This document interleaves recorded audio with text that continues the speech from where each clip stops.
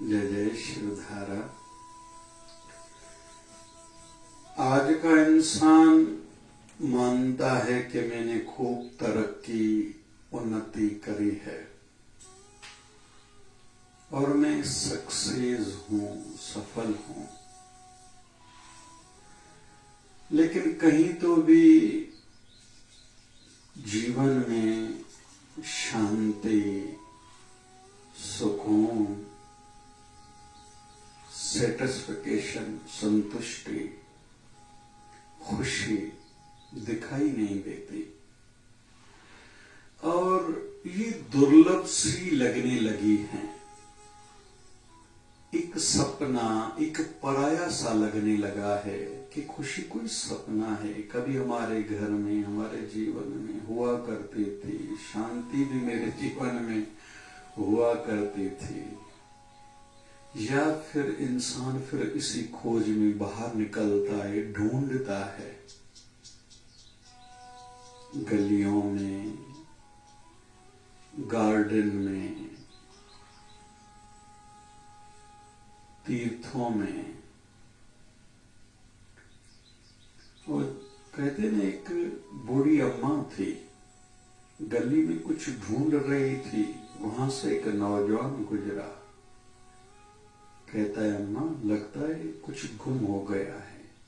तो अम्मा कहती है, हाँ कुछ गुम हो गया है। तो नौजवान कहता है, अम्मा मैं सेवा करता हूं, आप बताओ कहाँ गुम हो गया है।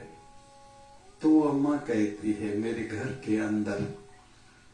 तो वो नौजवान कहता है, अम्मा गुम घर के अंदर हुआ है और ढूंढ आप बाहर गलियों में रहे हो। तो अम्मा कहती थी, मुझे यही आप लोगों को सिखाना और बताना है, जो चीज गुम आपके अंदर हो गई है, आप बाहर ढूंढ रहे हो, कैसे मिलेगी। वैसे ही हम भी अंदर जाएं और अभी आनंद पाएं। आज का इंसान फ्यूचर, भविष्य की चिंता में लगा हुआ है। ऐसा हो जाए, बड़ा घर हो जाए, बड़ा धंधा हो जाए, मेरी नौकरी मिल जाए, मेरी मंगनी शादी, बच्चे हो जाए, बच्चे बड़े हो जाए, बच्चों की शादियां हो जाए, फिर ये होगा, फिर वो होगा। अरे भैया, अभी भी सब तुम्हारे पास सुलभ है, सहज में है, तुम्हारे पास है। उसके लिए तुझे कुछ करना नहीं है। बस तूने गलत कुछ अपनी सोच, धारणाएं, मान्यताएं, बिलीव्स बना लिए हैं, जिसके कारण तुम दुखी हो। क्योंकि आज का इंसान केवल स्वार्थ से सोचता है, हर किसी चीज में अपना मतलब, फायदा ढूंढता है। रिश्तों में, दुनियादारी में, कामकाज में। जब तक केवल दिमाग से सोचा जाएगा, शांति, सुकून, भक्ति, सुमति, मुक्ति नहीं मिलेगी। भगवान ने हमारे शरीर के सेंटर भाग में दिल भी रखा है। तो जिसके जीवन में सेंटर पॉइंट दिल होगी, इमोशंस, भावनाएं, एहसास होगा, वो ही सुखी होगा। जब तक हम भाव भरे भक्तों की जीवन गाथाएं सुनेंगे नहीं, पढ़ेंगे नहीं, हमारे जीवन में सुकून, शांति नहीं आएगी। और जीवन जीने का ढंग, वो स्टाइल, वो तरीका, वो दिशा हम लोग नहीं अपना पाएंगे, तो वैसे के वैसे खाली खाली, खोखले खोखले ही रहेंगे। ये बात को ध्यान में रखते हुए आज से हम सच्चे भाव भरे भक्तों के जीवन के संदर्भ में कुछ कहेंगे, जिससे हमें सुनते ही आनंद आएगा और सीखने को भी मिलेगा। क्योंकि बाहर केवल दिमाग की बातें हैं। आज इंजीनियरिंग में पढ़ते पढ़ते ही मल्टीनेशनल कंपनियां आती हैं या एमबीए हो, वहां पैकेज की बातें होती है। मतलब पढ़ाई इसलिए कराई जा रही है कि आप केवल पैसे कमाने की मशीन बनो। सुलझना है पढ़ाई से, कुछ खास करना है परिवार, समाज, मानवता, राष्ट्र के लिए, ये सोच नहीं है। आधारी अगर स्वार्थ है, ऐसी सोच है, तो सुकून कहां से आएगा? क्यों दूसरों का एहसास होगा ये गरीब है, या मैं किसी की सेवा करूं, किसी के काम आऊं? ये सोच कैसे बनेंगे? तो आज एक पात्र हम लेते हैं महिमा गाने के लिए भी, हमारा भाव बढ़े, भगवत भाव बढ़े, भक्ति बढ़े, भावना अच्छी हो, दूसरों का एहसास हो। इसलिए महाभारत में महान पात्रों में से एक पात्र है विदुर जी महाराज। सच्चे हरि भक्त हैं, ऊंची भावना हैं तो दासी पुत्र। बड़े भाई धृतराष्ट्र राजा हैं, ये उनके मंत्री हैं, मिनिस्टर हैं। धृत मतलब अंधा, राष्ट्र मतलब जो राष्ट्र के लिए, राज्य के लिए अंधा है, जिसको मोह है, लोभ है और कुछ नहीं समझता, ये उनके साथ रहते हैं। लेकिन खास बात इनमें क्या है, वो लुप्त नहीं होते उनसे। कमल के फूल की भांति भले रहते कीचड़ में हैं, लेकिन ऊपर ऊपर रहते हैं, खिले खिले रहते हैं, खुद को मलिनता से, गंदगी से दूर रखते हैं। ऐसे हम सबको भी करना पड़ेगा। हम जहाँ काम करते हैं, जहाँ रहते हैं, अगर वहाँ का माहौल, वातावरण अच्छा नहीं है, खुद को ऊपर उठाएं, खिले हुए रहें। मुरझाए हुए, उलझे उलझे नहीं रहना है। क्योंकि जब तक हम अपने आप पर नजर नहीं रखेंगे, आप अपने आप पर काम नहीं करेंगे, खुद को बदलेंगे नहीं, सुकून शांति नहीं आने वाली है। और आध्यात्मिक दृष्टि से भगवान वहीं प्रकट होते हैं जहां भाव है, भावना है। धना भगत के घर में भगवान रोज उनकी खेती में आते थे हल चलाने के लिए। संत एकनाथ महाराज जी के घर में जूठे बर्तन धोने के लिए आते थे।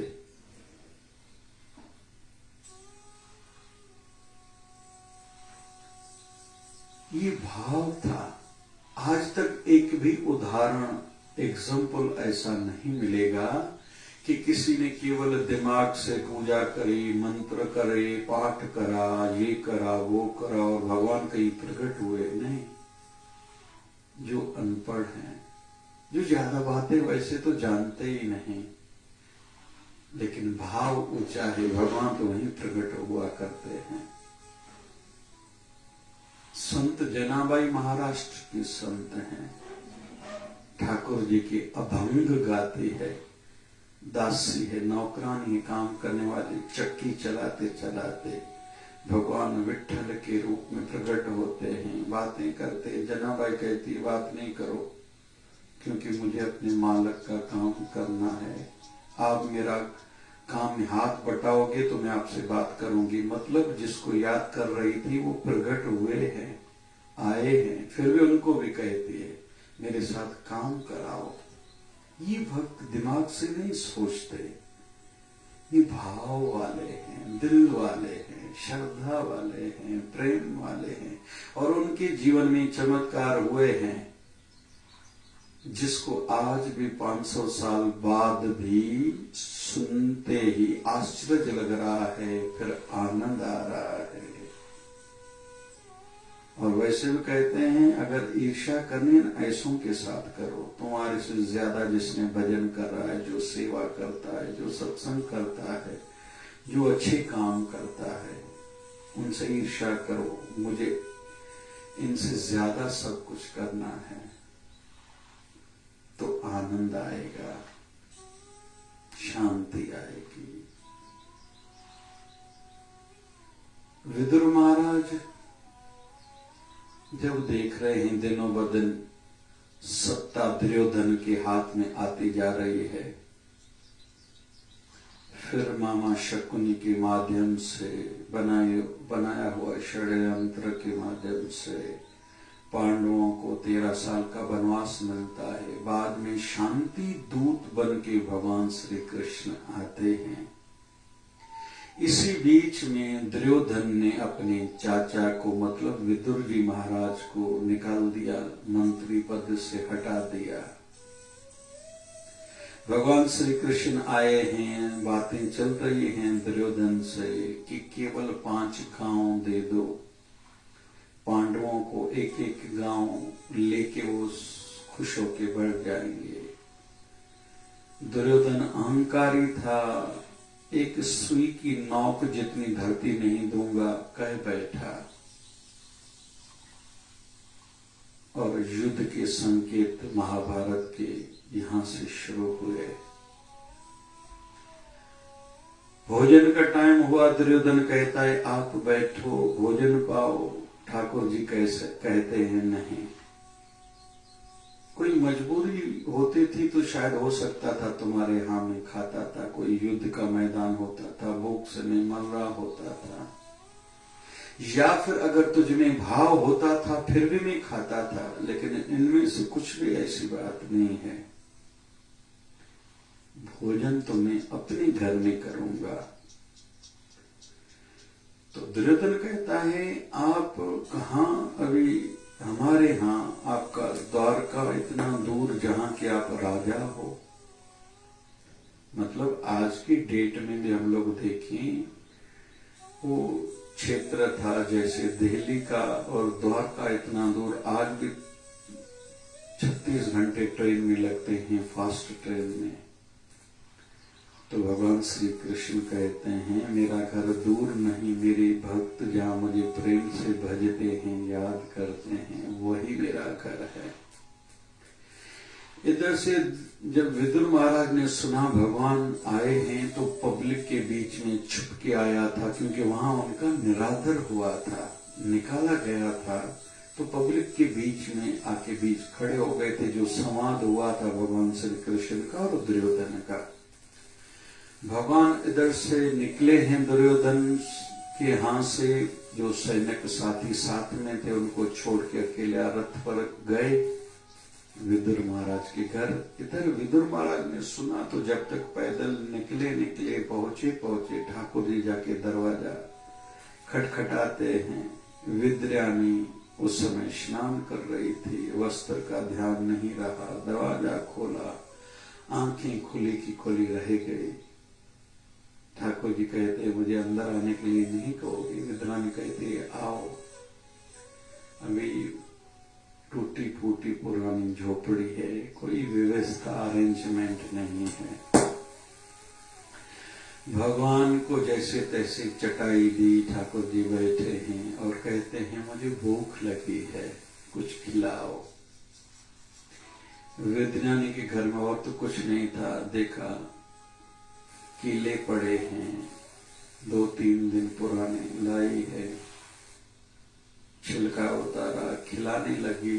इधर से विदुर महाराज आए, विद्यानी की आंखों से पानी बह रहा है। ठाकुर जी उसकी ओर देख रहे हैं, दया दृष्टि धर रहे हैं। विद्यानी ठाकुर जी को बार बार अपनी आंखों में बसा रही है। विदुर महाराज आए हैं, देखते क्या है, विद्यानी छिलके खिला रही है। अरे कहा ये क्या कर रही हो? होश में आ गई, हाँ गलती हो गई।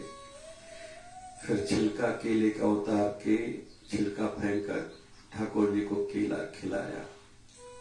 ठाकुर जी कहते हैं वो आनंद, वो रस कहाँ है इसमें जो छिलकों में आनंद था, रस था, प्रेम भरे थे। तो इस कथा से हम लोग यही सीखेंगे, पहले तो भाव होगा तो भगवान खुद हमारे यहाँ आएंगे। अगर भाव नहीं है तो हमें भगवान के यहाँ जाना पड़ेगा, फिर भी दर्शन पता नहीं होंगे या नहीं होंगे।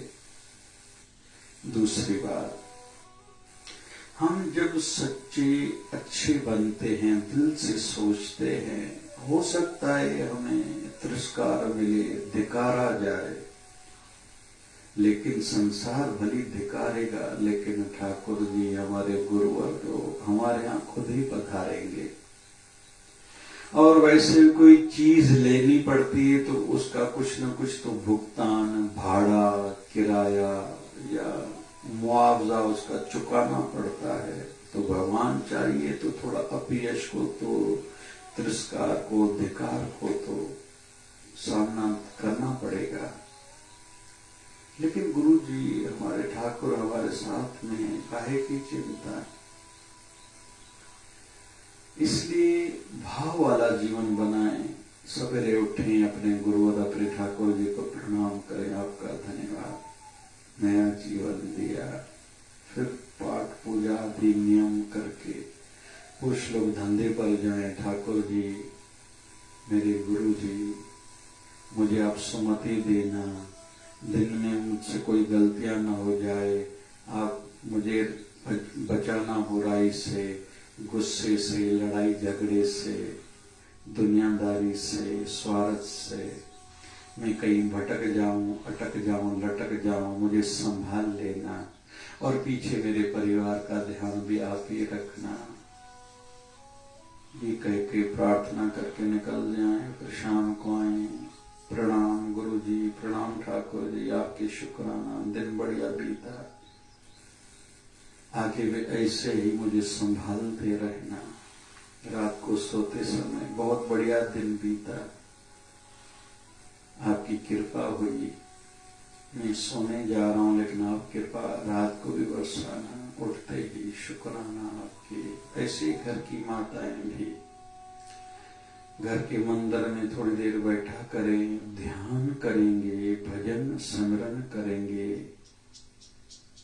तो ठाकुर जी से, अपने गुरुवर से अपनापन का एक रिश्ता जुड़ेगा। मेरा कोई है, अपना है, मेरा सहारा है, मेरा सगा है, जिसको मुझसे कुछ नहीं चाहिए, केवल देने के लिए बैठा है। इस प्रकार की सोच बनेगी। और जिसने अभी तक संभाला है, आगे भी संभालेगा। पैसा कम हुआ, पद प्रतिष्ठा पर कोई आँच आई, कौन सी बड़ी बात है। ये तो शरीर तक साथ देने वाले हैं, भले उसमें परिवार भी आ जाता है, लेकिन मेरा गुरुवर, मेरे ठाकुर जी मेरे सगे हैं, मेरे अपने हैं। जीवन के साथ भी तो जीवन के बाद भी साथ उनका ही रहिएगा और रहना चाहिए। और ऐसी कृपा अभी भी चाहिए, भविष्य में भी, शरीर छोड़ने के बाद भी उनकी कृपा से ही सब आगे अच्छा होने वाला है। इस प्रकार के भाव हृदय में जगाते रहें। इसलिए कहते हैं सत्संग ज्यादा सुनो, जहां भगवत प्रीति, भगवत प्राप्ति की बातें सुनोगे। संसार में रहते हुए खुद को कैसे ऊपर उठाओ, अपने भाव को बनाए रखो, भक्ति को, भजन को कैसे बना के रखा जा सकता है, जहां सीख मिलेगी। स्वार्थ छोड़ो, निष्कामता में आ जाओ। फिर काहे का टेंशन, काहे का तनाव। भाव बढ़ा तो जो भी परिस्थिति, जो भी हालात बने हैं, मेरे प्रभु ने, मेरे गुरुवर ने लीला करी है अपनी याद जगाने के लिए।